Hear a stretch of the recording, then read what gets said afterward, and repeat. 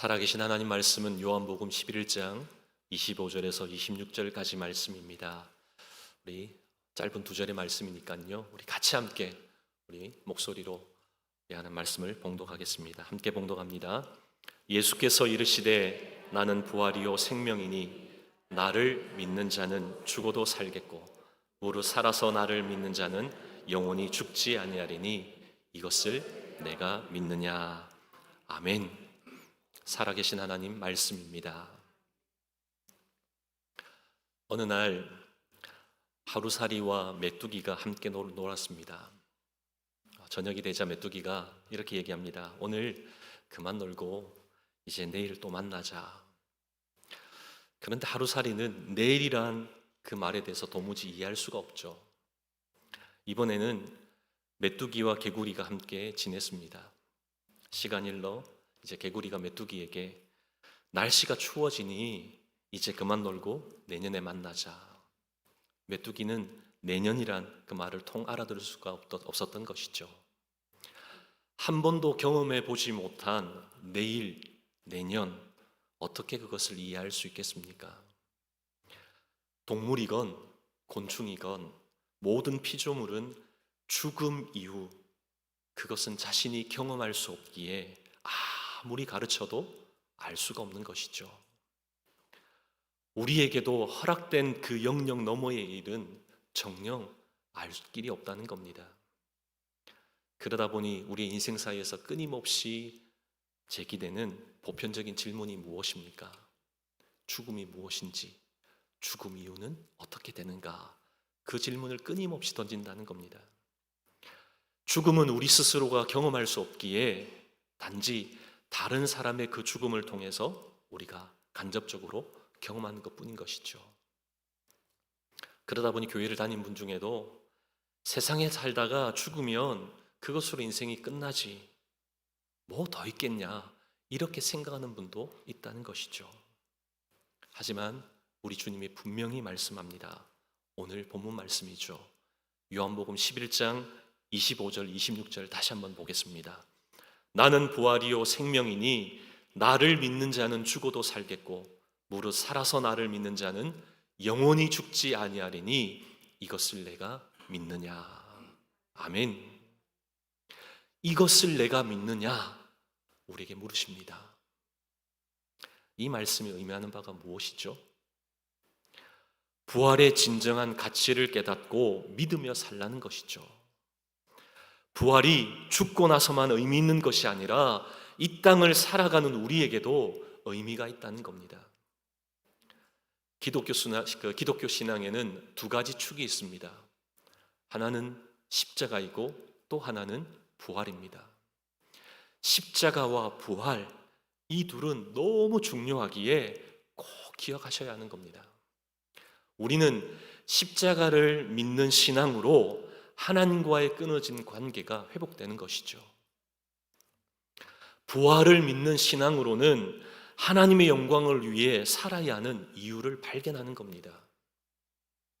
그러기에 십자가와 부활은 비행기의 두 날개와 같다 그렇게 이야기하는 분도 있습니다. 어느 한쪽이라도 없으면 비행기가 어떻게 되죠? 날지 못하는 것처럼 이 둘 다를 믿어야지만 이 둘 다를 온전히 깨달아야지만 참 복음을 알고 전할 수 있다는 겁니다. 십자가 없는 죄사함 없죠. 부활 없는 영원한 생명은 없다는 겁니다. 그러기에 이것을 제대로 알고 제대로 깨달아야 하는 겁니다. 하지만 우리 현실은 어떻습니까? 많은 교회가 십자가에 대한 이 메시지는 종종 선포합니다. 우리가 들을 기회들이 있죠. 그런데 부활에 대해서는요, 부활주일 그 절기 때만 듣게 되어지는 것이죠. 그러나 오늘 부활주일도 아니지만 특별히 예수님께서 하신 그 말씀, 이 부활의 분명한 의미들을 새겨보는 시간 되기를 원합니다. 죽으시고 다시 살아나신 이 부활, 예수님이 부활하셨다라고 하는 이 귀한 이 복음에 우리의 모든 시선을 고정하고 또 맞추어서 부활이 나에게 어떤 의미로 다가와야 하는지 깨닫고 발견하는 시간 되기를 원합니다. 우리 두 가지로 함께 살펴보겠습니다. 우리 첫째로, 부활은 죽어도 반드시 다시 산다입니다. 저를 한번 따라해 주실까요? 부활은 죽어도 반드시 다시 산다. 믿으십니까? 예수님이 부활했을 때 두 부류의 사람이 있었습니다. 부활을 목격하고 전했던 여자들이 있었는가 하면, 부활에 대해 소식을 듣고도 믿지 않았던 제자들이 있었습니다. 먼저 부활에 대한 소식을 듣고 시큰둥한 그 제자들의 반응, 왜 그러했을까요? 그것은 자신에게 의미 있게 다가오지 않았기 때문이죠. 부활 자체가 의미가 없는 것 아닙니다. 그 부활이 나에게 의미가 있게 다가오지 않았기 때문이라는 것이죠. 이에 반해서 여자들이 왜 그 기쁜 소식을 나가서 전했습니까? 왜 그렇게 한 것이죠? 자신에게 너무나 큰 의미로 다가왔기 때문이라는 겁니다.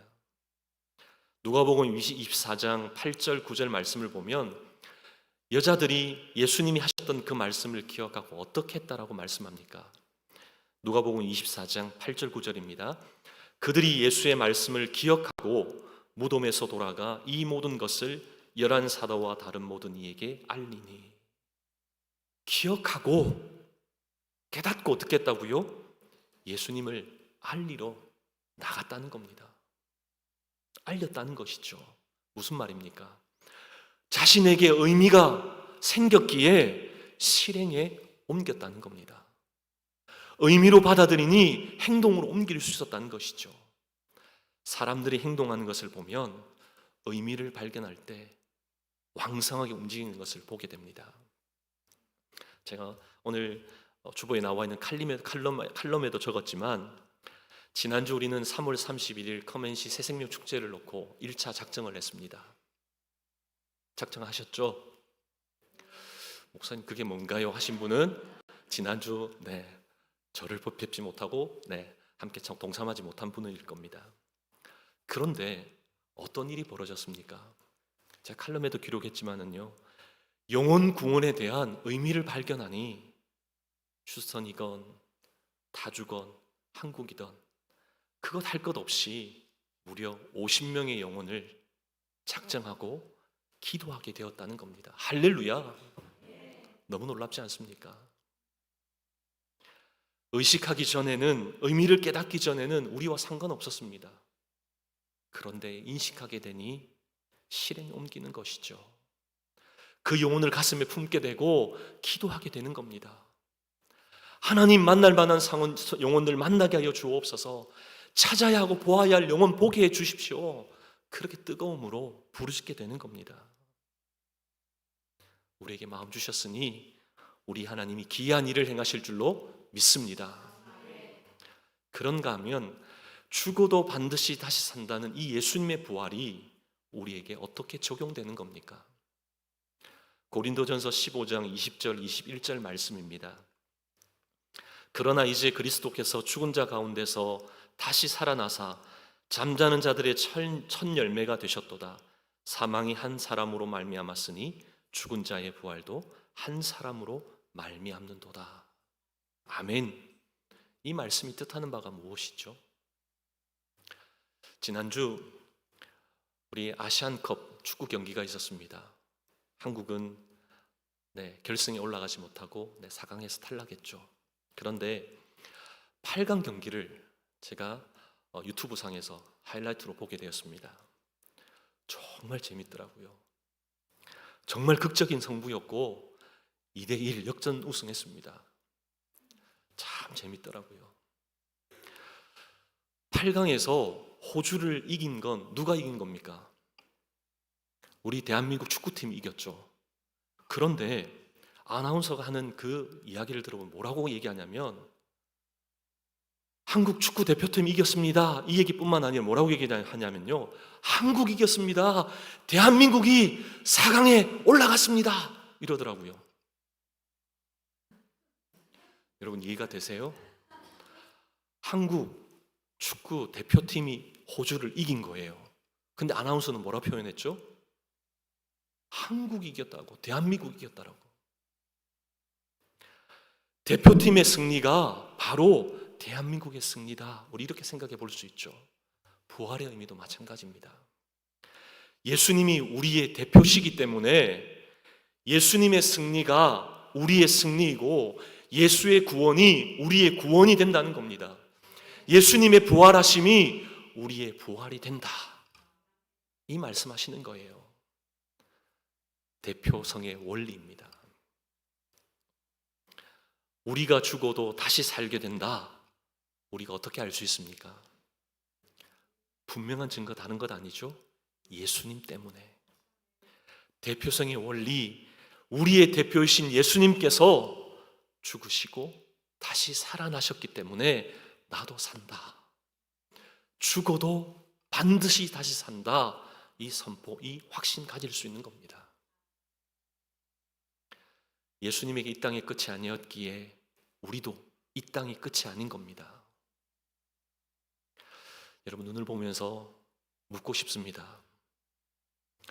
여러분, 부활을 믿습니까? 너무 약해요. 다시 한번 여쭙겠습니다. 부활을 믿습니까? 예수님이 십자가에 죽으시고 사흘 만에 부활하셨다. 믿습니까? 우리의 육신도 언젠가는 흙으로 돌아가지만 반드시 영원히 썩지 아니할 몸으로 다시 부활한다. 믿습니까? 아멘. 아멘으로 대답하셨다면 꼭 이 말씀 드리고 싶습니다. 여러분이 입술로 아멘 하신 것 하나님의 특별한 은혜인 줄 믿습니다. 하나님께서 믿게 하여 주시지 않으면 어느 한 사람도 믿을 수 없습니다. 교회를 오래 다닌다고 성경을 많이 안다라고 고백하는 거 아닙니다. 믿음의 은혜를 주셔야지만 고백할 수 있는 겁니다. 부활의 신앙을 믿지 않으면 성경이 말씀하시는 하나님의 아들 독생자 예수 그리스도가 나를 위해서 오셨다, 다시 살아나셨다 믿을 수 없는 것이죠. 내세를 삭제한 기독교, 그것은 윤리이고 그냥 종교 그것밖에 지나지 않습니다. 생명을 살리는 그런 살아있는 기독교가 아니라는 겁니다. 그러기에 우리는 하나님께서 우리 마음 가운데 믿게 하여 주시는 그 은혜로 부활의 신앙을 누리며 살아야 하는 줄 믿습니다. 로댕이 만든 조각상이 있습니다. 혹시 생각하는 사람을 아십니까? 우리 화면을 한번 띄워주실까요? 네, 저 그림입니다. 우리 이 조각상이 그려내는 모습은 지옥 문 앞에서 진지하게 고민하는 그 모습을 연상하게 하는 것이죠. 만약 우리가 믿음의 은혜로 우리에게 있는 이 고민이 일찍 끝나지 않았다면 우리도 여전히 저 모습으로 고민하며 살았을 겁니다. 고뇌에 빠졌을 겁니다. 그러나 우리는 어떻게 되었다고요? 예수의 은혜로 말미암아 믿게 하여 주시는 그 은혜로 선포하며 믿음의 축복을 누리는 것이죠. 그러기에 오늘도 수많은 영혼들이 죽으면 어떻게 되나 그 고민 가지고 있다면 여러분 무엇 하셔야 됩니까? 여러분이 확실히 믿는 사람은 죽어도 반드시 다시 산다, 예수로 말미암아 살게 된다 담대하게 선포하는 저와 여러분 되시기를 축복합니다. 우리 마지막으로 예수님의 부활은 우리에게 어떤 의미입니까? 부활은 주님이 영원히 동행하신다입니다. 저를 다시 한번 따라해 주실까요? 부활은 주님이 영원히 동행하신다. 주님이 나와 함께 영원히 동행하신다. 이 의미가 바로 부활이라는 겁니다. 우리는 보통 죽어도 다시 산다, 이게 부활의 의미라고 그것만 알고 있습니다. 그러기 여기서 딱 멈추죠. 그런데 오늘 말씀을 보면, 예수님께서 하신 말씀을 보면 다른 부분도 말씀하는 것을 깨달을 수 있다는 것이죠. 요한복음 11장 26절입니다. 무릇 살아서 나를 믿는 자는 영원히 죽지 아니하리니 이것을 내가 믿느냐. 살아서 믿는 자에 대해서도 분명히 말씀합니다. 실제로 누가복음 24장 15절 말씀을 보면 예수님이 부활하신 후에 어떻게 하셨습니까? 누가복음 24장 15절입니다. 그들이 서로 이야기하며 문의할 때에 예수께서 가까이 이르러 어떻게 하셨다고요? 그들과 동행하시나. 부활하신 후 예수님께서 제일 먼저 하신 일이 그들과 동행하셨다는 겁니다. 같이 가셨다는 것이죠. 그런가 하면 예수님이 부활하시고 나서 죽으시고 부활하신 후에 제자들에게 하신 약속이 무엇입니까? 마태복음 28장 19절 20절 우리가 너무나 잘 아는 말씀이죠. 함께 말씀을 봉독해 볼까요? 그러므로 너희는 가서 모든 민족을 제자로 삼아 아버지와 아들과 성령의 이름으로 세례를 베풀고 내가 너희에게 분부한 모든 것을 가르쳐 지키게 하라. 볼지어다 내가 세상 끝날까지 어떻게 하시겠다고요? 너희와 항상 함께 있으리라 하시니라. 아멘. 너희와 항상 함께 있으리라. 무슨 말씀입니까? 동행입니다. 함께 하심이죠. 그렇다면 예수님이 죽으시고 부활하셨다는 것과 살아서 나를 믿는 자는 영원히 죽지 아니한다는 이 말씀의 의미가 무엇입니까? 예수님이 우리와 영원히 동행하신다, 이 의미라는 것이죠. 일시적인 동행이 아니라는 겁니다. 영원한 동행, 영원히 함께 하심, 이 말씀을 우리에게 선포하시는 겁니다. 왜 그렇게 하신 겁니까? 요한복음 16장 7절에 보면 정확하게 그 이유가 나와 있습니다. 그러나 내가 너희에게 실상을 말하노니 내가 떠나가는 것이 너희에게 유익이라. 내가 떠나가는 것이 너희에게 유익이라. 우리 주님 그 이유를 분명히 말씀하시죠.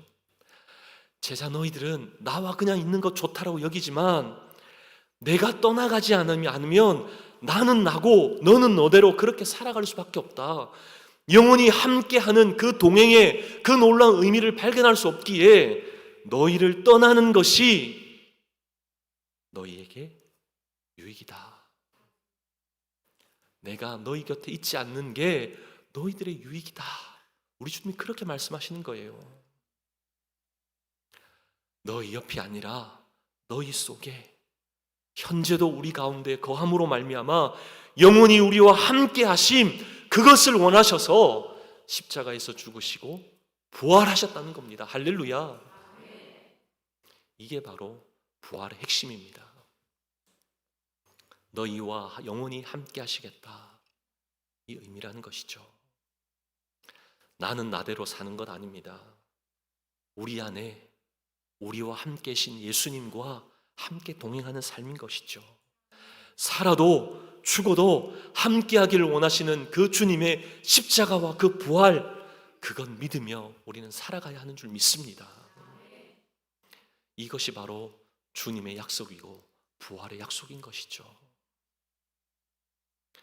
그러게 우리는 예수님과 일치가 되기 위해, 예수님과 영원한 동행하기 위해서 내 생각, 나의 뜻보다는, 우리의 욕심보다는 하나님의 뜻이 앞서가야 하는 겁니다.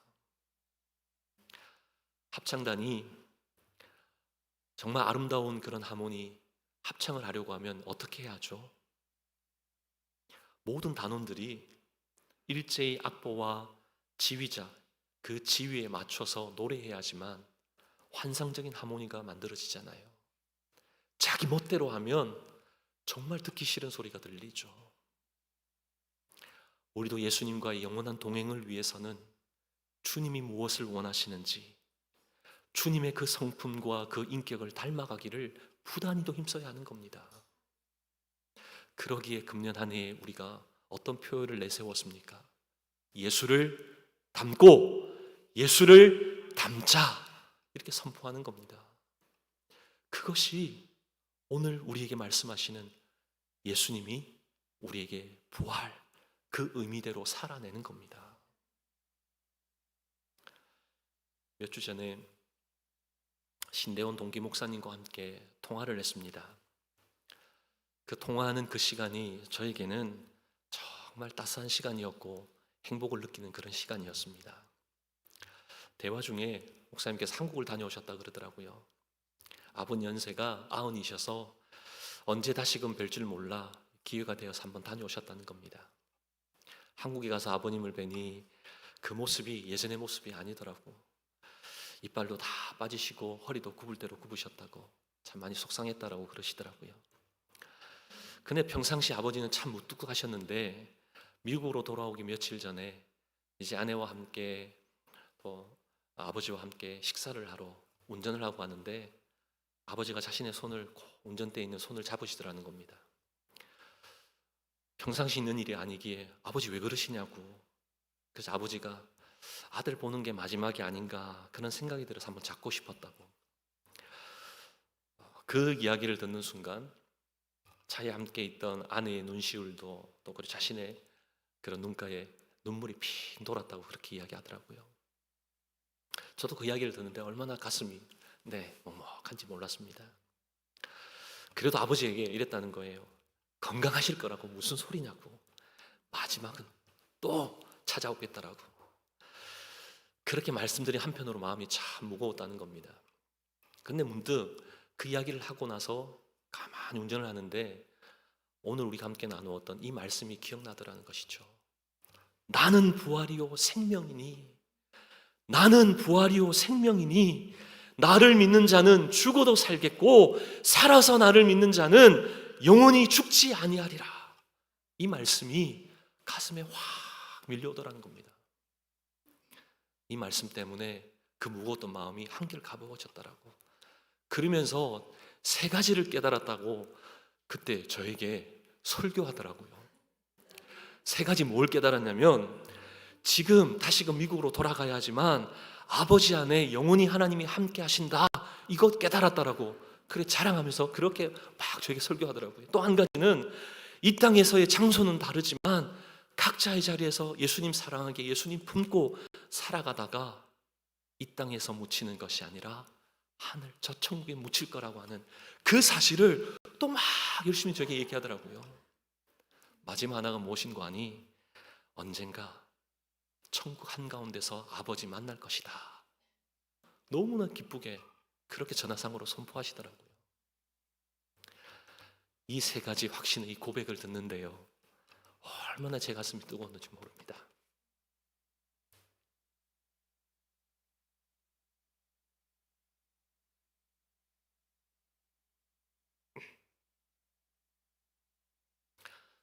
통화하는 그 시간이 너무나 저에게는 행복한 시간이었습니다.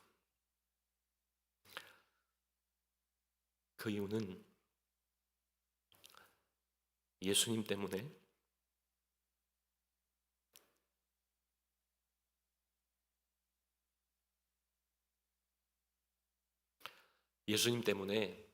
다시 살아나 함께하는 그 동행, 그 누림의 축복이 우리에게 주어져 있기 때문인 것이죠. 이 축복의 은혜를 누리는 사람은 하나님이 주시는 그 참 평강, 참 복됨을 맛보는 겁니다. 동기 목사님이 하셨던 그 대화의 핵심이 무엇입니까? 부활의 소망을 선포한 거예요.